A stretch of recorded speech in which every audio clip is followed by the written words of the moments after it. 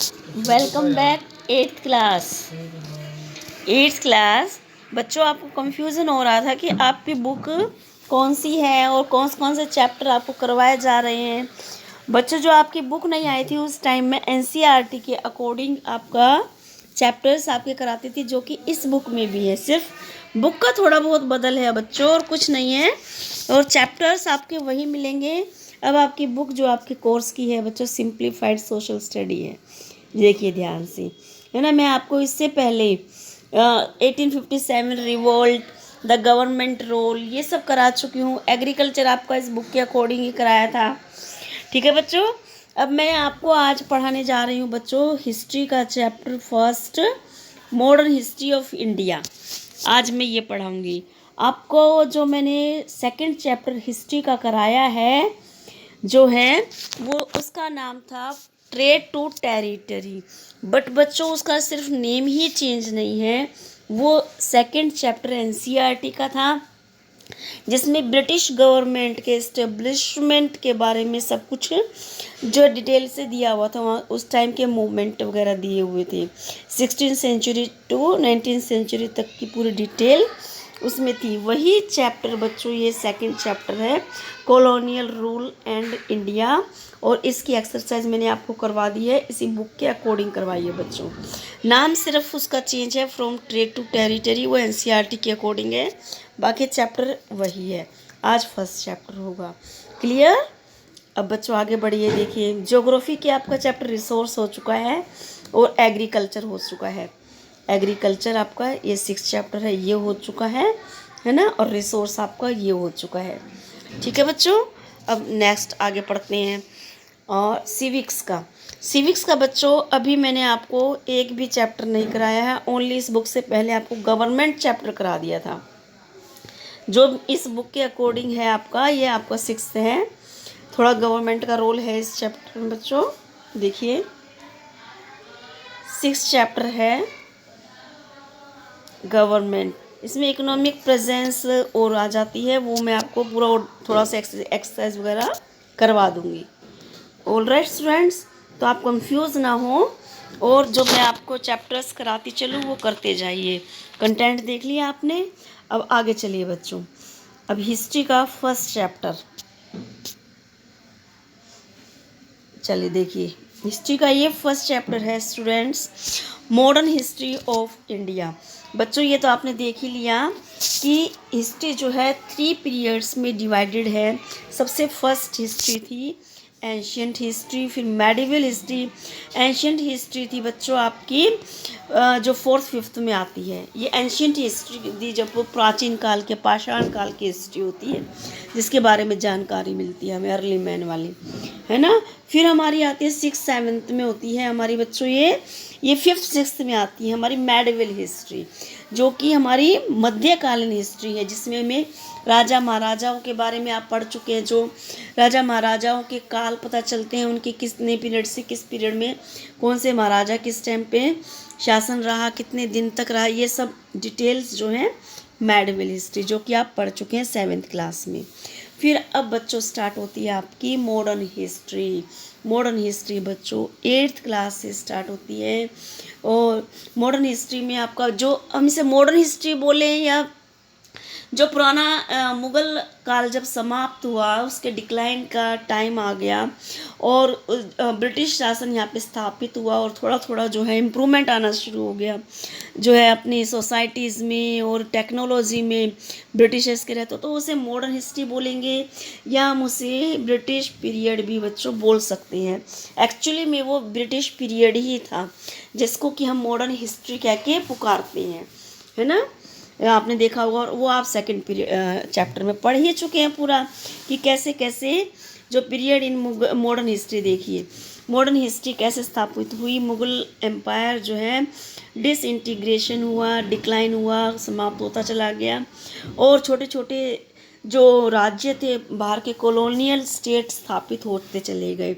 अपने यहाँ जो हमारी इंडिया में बहुत अच्छे स्पाइसेस वगैरह और बहुत सी चीज़ों के प्रति अट्रैक्शन होने की वजह से जो बाहर की कॉलोनी है यहाँ पर स्थापित होती चली गई। पूरे जो विदेशी लोग थे यहाँ पर व्यापार करने के बहाने से यहाँ पर अपना स्टेब्लिश होते चले गए, है ना।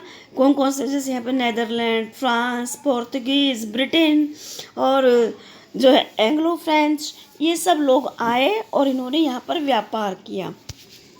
बट लास्ट में जो ब्रिटिशर्स थे उन्होंने अपना पूरा आधिपत्य जो है यहाँ पर स्थापित कर लिया। और उनके स्थापित होने के बाद में जो पूरा उनके स्थापित होने के बाद में पूरी तरह से सब जो विदेशी लोग थे, फ्रेंच, पोर्तुगीज़ वगैरह, इन सब का तो यहाँ से सफाया हो गया। लास्ट में ब्रिटिश ने ही अपना जो आधिपत्य यहाँ पे स्थापित किया। सबसे पहले बैटल ऑफ प्लासी से जो है इस्टेब्लिशमेंट ब्रिटिश सरकार का स्थापित हुआ। उन्होंने अपनी यहाँ कॉलोनी बसाई और सूरत में फैक्ट्री स्थापित की। ये आप सेकंड चैप्टर में अच्छे से डिटेल से पढ़ ही चुके हैं, है ना। सेकंड चैप्टर में आपने देखा फिर कैसे 1757 में बैटल ऑफ प्लासी हुई, 1765 में बैटल ऑफ बक्सर हुई, जिसके अकॉर्डिंग कि ब्रिटिश इंडिया ज़्यादा से ज़्यादा मजबूत बनती चली गई। ब्रिटिश कंपनी का जो शासन था, और इस शासन को जो है मॉडर्न हिस्ट्री के नाम से जाना जाने लग गया, है ना। उसी टाइम से मॉडर्न हिस्ट्री स्टार्ट हुई, या हम कहेंगे कि ब्रिटिश पीरियड स्टार्ट हुआ। डेवलपमेंट्स इन द वर्ल्ड, उस टाइम पे कैसे कैसे पूरे वर्ल्ड में डेवलपमेंट हुए।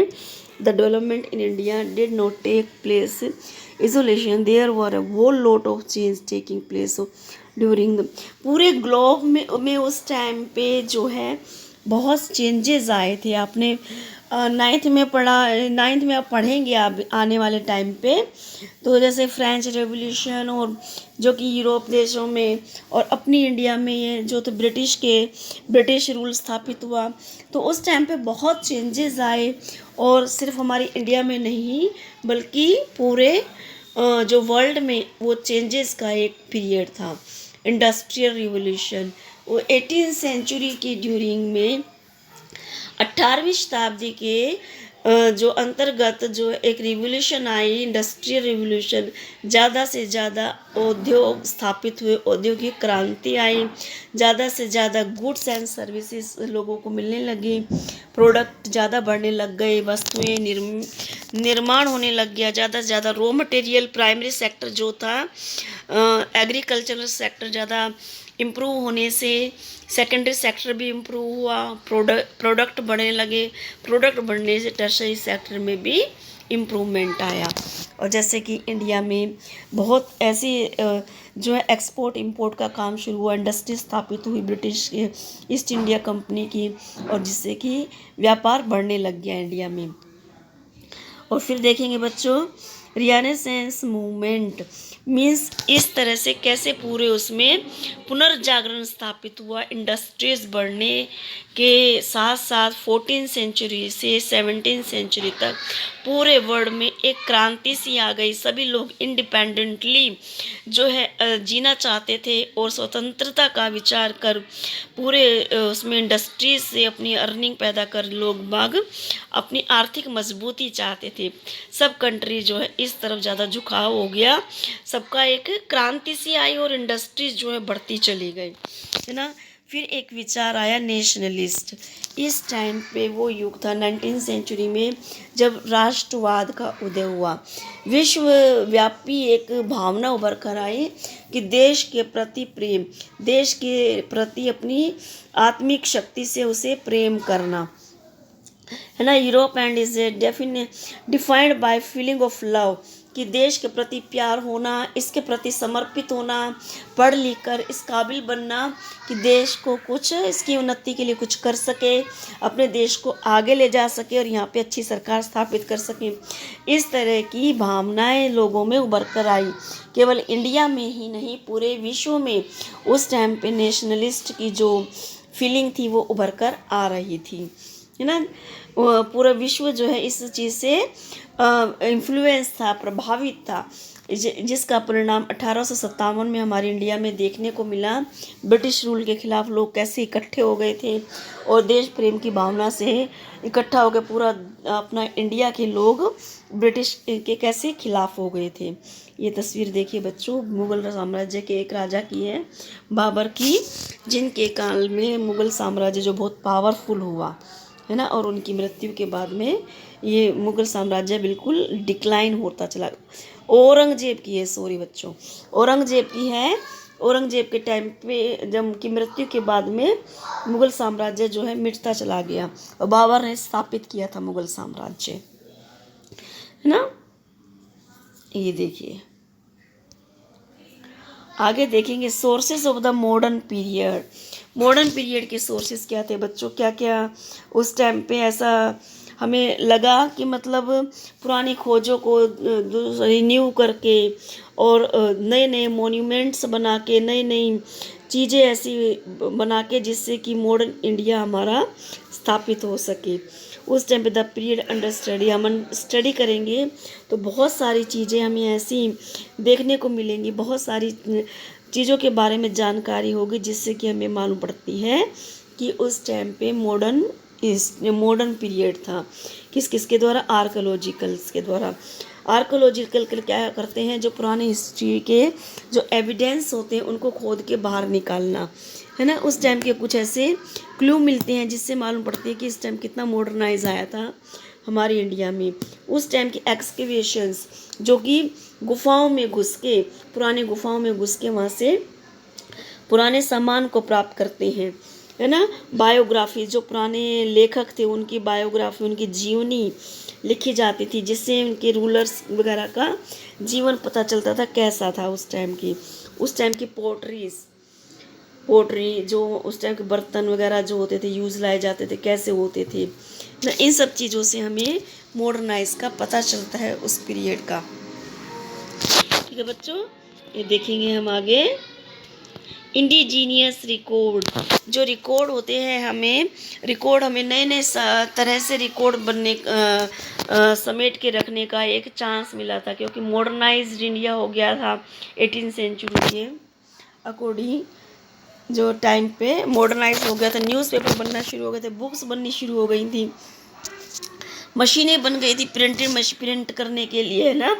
हिस्ट्री इससे और मजबूत होती चली गई और इससे हमें पुरानी स्टोरीज जो हैं पब्लिश होती थी उनका पता चलता है कि कैसे कैसे ट्रैवलर्स, कैसे ट्रेडर्स, यात्री दूर दूर से आते थे, मिशनरीज यहाँ पर आए, और कैसे सिविल सर्वेंट्स जो है ब्रिटिश सरकार ने अपने यहाँ रखे। इन सब चीज़ों का कैसे जो है विज्ञापन निकलते थे, एडवर्टाइज होता था, ये सब 19th सेंचुरी के अकॉर्डिंग हमें देखने को मिलता है। और कैसे हिस्ट्री हमें उस टाइम की मिलती है, कोई कैसे स्टोरी लिखते थे लोग बाग, ये सब हमें पुराने दस्तावेज से प्राप्त होती है। और जैसे दादा भाई नेहरू की ने एक पॉवर्टी के ऊपर, गरीबी के ऊपर कुछ लिखा था, है ना। ब्रिटिश शासन के खिलाफ ब्रिटिश शासन के अंतर्गत जो एक्सप्लॉइट हुआ था हमारे इंडियंस के लिए, जो शोषण हुआ था हमारे इंडिया के लोगों के साथ में, ये सब स्टोरीज लिखी गई, ये हमें पुराने रिकॉर्ड से पता चलती हैं। ऑफिशियल रिकॉर्ड्स बच्चों, उस टाइम के ऑफिशियल रिकॉर्ड, क्योंकि उस टाइम प्रेस वगैरह उन्नत हो चुकी थी और ऑफिशियल रिकॉर्ड भी काफ़ी रखे जाते थे ब्रिटिश काल में। कुछ ऑफिशियल रिकॉर्ड तो हमारे राष्ट्रपति भवन में मिलते हैं बच्चों, और कुछ ऑफिशियल रिकॉर्ड्स जो है लंदन के पार्लियामेंट्री भवन में समेट कर रखे हुए हैं, जो कि महारानी एलिजाबेथ का उस टाइम पर समय था, उन्होंने अपने दस्तावेजों में उनको शामिल किया, क्योंकि उनकी ब्रिटिश कंपनी इंडिया में स्थापित थी और इससे रिलेटेड बहुत सारे ऐसे रिकॉर्ड्स थे जो उन्होंने अपने पार्लियामेंट में अच्छे से संभाल कर रखे हुए हैं, है ना। उस टाइम पे मैन्युस्क्रिप्ट वगैरह जो होती थी, मैन्युस्क्रिप्ट और इंस्क्रिप्ट तो मैं आपको पढ़ा चुकी हूँ, पहले आप क्लास में पढ़ चुके हैं बच्चों। जो मैन्युस्क्रिप्ट होती है, जो पुराने दस्तावेज होते हैं, पत्तियों पर लिखे जाते थे, और इंस्क्रिप्ट्स होते हैं जो पत्थर वगैरह पे लिखे मिलते थे उस टाइम पे। ये सब चीज़ें जो संभाल कर कुछ हमारी इंडिया के पार्लियामेंट्री हाउस में रखे हुए हैं और कुछ लंदन के पार्लियामेंट्री हाउस में रखे हुए हैं। नेक्स्ट देखेंगे बच्चों हिस्टोरिकल स्ट्रक्चर।